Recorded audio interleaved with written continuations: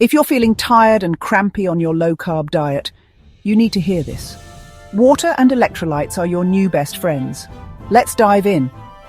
When you cut carbs, your body uses up glycogen, stored carbs in your muscles and liver. Each gram of glycogen holds 4 grams of water, so you lose water fast.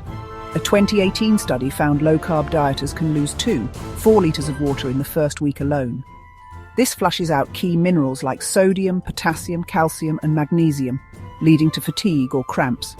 Experts recommend 80 to 100 ounces of water daily, that's about 10-12 cups, for low-carb dieters. A 2016 study showed proper hydration boosts metabolism by up to 30%, supports weight loss, and reduces hot flashes.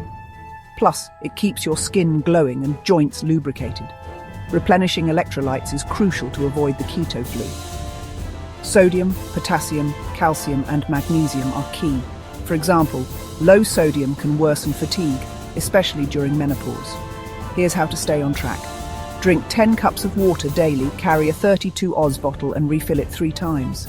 Eat low-carb foods rich in electrolytes like avocado and cheese, and use an electrolyte supplement like LMNT.